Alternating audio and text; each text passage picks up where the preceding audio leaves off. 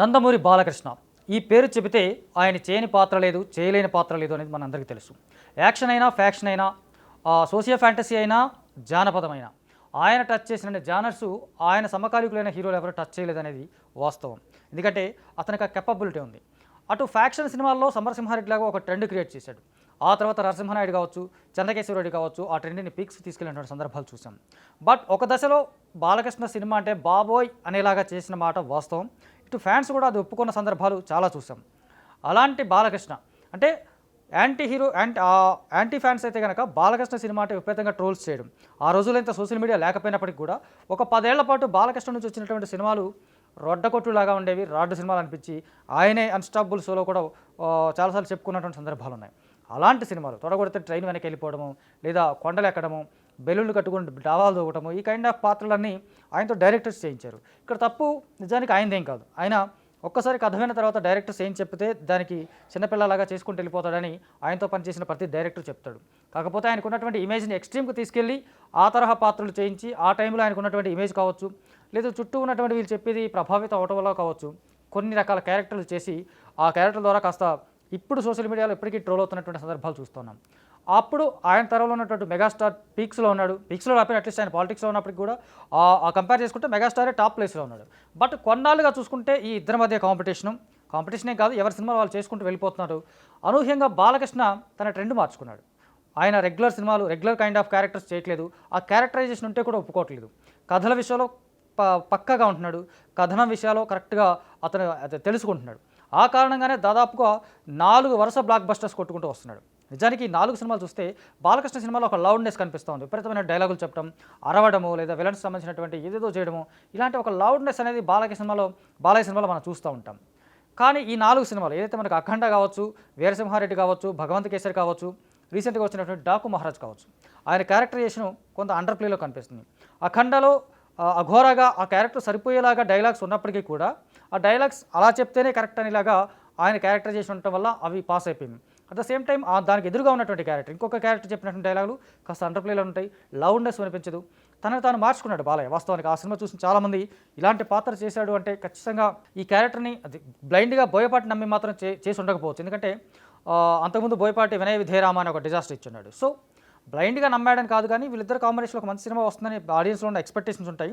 ఆ ఎక్స్పెక్టేషన్స్లో కొంత లౌడ్నెస్ తగ్గించి తనదైనటువంటి శైలిలో ప్రజెంట్ చేయడం వల్ల అఘోర క్యారెక్టర్ అనేది one of the best characters of బాలయ్యగా మనకి నిలిచిపోయింది. సో ఇప్పుడు దానికి సీక్వెల్ వస్తుంది, వేరే విషయం. ఆ తర్వాత చేసినటువంటి వీరసింహారెడ్డిలో కూడా అంతే. అందులో డ్యూయల్ రోల్లో కూడా మనకు అండర్ ప్లే కనిపిస్తుంది. అరవడము, కేకలు పెట్టడము, విలన్స్ దగ్గరికి వెళ్ళి భీకరమైనటువంటి డైలాగులు చెప్పడం, నాన్ స్టాప్ పేజీల కొద్ది డైలాగ్ చెప్పడం, ఇలా ఏముండదు. ఇంకా భగవంత్ కేసరి అయితే చెప్పేది లేదు. అందులో ఒక డ్యూయల్ రోల్ కాదు కానీ 2 షేడ్స్ ఉన్నటువంటి క్యారెక్టర్. ఆ క్యారెక్టర్ ఎంత ప్లెజెంట్గా ప్లే చేశాడో అంత ప్లెజెంట్గా కనిపిస్తాడు మనకు.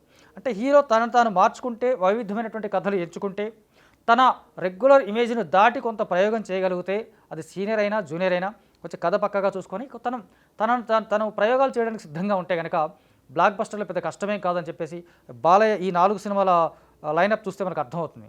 డాకు మహారాజులు కూడా అంతే, అంత అండర్ ప్లేలో కనిపిస్తూ ఉంటాడు.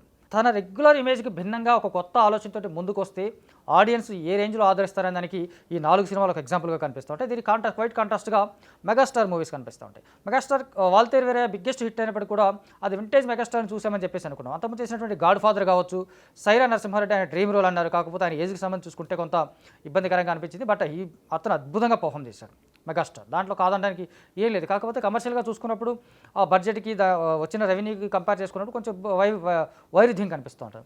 వాల్తేరు వేరే undoubtedly biggest one of the best hits of megastar.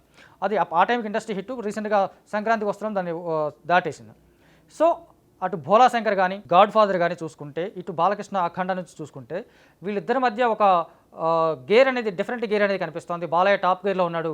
ఆ టాప్ నుంచి కొంచెం వెనక్కి తగ్గినటువంటి సిచ్యువేషన్లో మెగాస్టార్ కనిపిస్తున్నాడు అనేది వాస్తవం.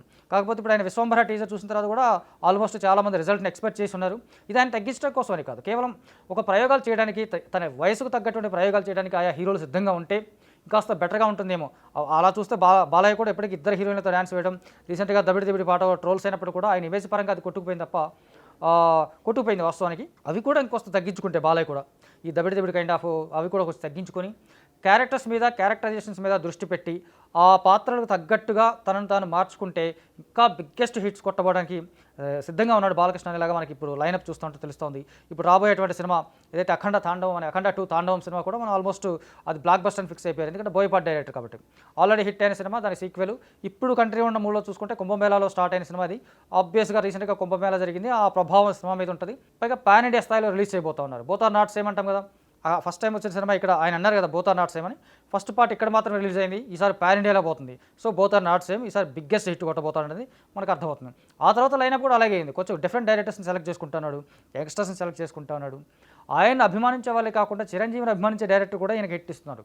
సో ఆ కథల ఎంపిక కానీ, తన క్యారెక్టరైజేషన్లో చేసుకుంటున్నటువంటి మార్పులు కానీ, పాత్రలకు తగ్గట్టుగా తన లౌండెస్ తగ్గించుకోవడం కానీ, దర్శకులు చెప్పేది మరోసారి పూర్తిగా వినడం కానీ, మేక్ ఓవర్ కూడా నిజానికి బాలకృష్ణ మేక్ ఓవర్ కూడా కొత్తగా కనిపిస్తూ ఉంటుంది ప్రతి సినిమాలో.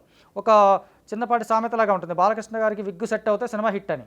అలా చూస్తే ఈ 4 సినిమాల్లో పర్ఫెక్ట్ విగ్గులు ఉంటాయి. అంటే విగ్గు వల్లే సినిమా హిట్ అయిందని కాదు, ఆయన ఇంకాస్త అందంగా కనిపిస్తాడు ఈ వయసులో కూడా. ఆ కారణంగా కొంచెం చూడబుల్గా ఉంటాడు. సో ఇప్పుడు నెక్స్ట్ లైనప్ కూడా మళ్ళీ మరోసారి గోపిచంద్ మల్లెలతో అంటున్నారు, మళ్ళీతో అంటున్నారు, హరీష్ శంకర్ అంటున్నారు. ఇట్లా ఎవరు చూసుకున్నా ఆయన కొత్తగా ప్రజెంట్ చేయడానికి ట్రై చేసే అవకాశం ఉంటుంది. ఇటు చిరంజీవి కూడా సేమ్. రేపు అనిల్ రావిపూడితో సినిమా వస్తుంది, ఆయన కామెడీ టైమింగ్ తెలుసు. ఆ టైమింగ్ని కరెక్ట్గా క్యాచ్ చేయగలిగితే కనుక అనిల్ రావిపూడి మరొకసారి ఇండస్ట్రీ హిట్ కొట్టే అవకాశం ఉంటుంది. కాకపోతే కాస్త ఆ మార్పులు ఏవైతే క్యారెక్టరైజేషన్లో మార్పులు కావచ్చు, ఆహార్యంలో మార్పులు కావచ్చు, ఆంగికంలో మార్పులు కావచ్చు, వీటిని ఆయా హీరోలు కొంచెం అడాప్ట్ చేసుకుంటూ ముందుకెళ్తూ ఉంటేనే కొంచెం పెద్ద హిట్లు పడే అవకాశం ఉంటుంది. సో ఇప్పుడు కంపేర్ చేసుకుంటే మెగాస్టార్ వర్సెస్ బాలకృష్ణ అంటే బాలకృష్ణ ఆబ్వియస్గా టాప్ గేర్లో ఉన్నాడు, ఆ గేర్లోనే దూసుకుపోయేలాగా కనిపిస్తూ ఉన్నాడు. ఇటు మెగాస్టార్ విశ్వంభర వస్తే కానీ ఈ గేర్ మారుతుందా లేదా అనేది మనం చెప్పలేము.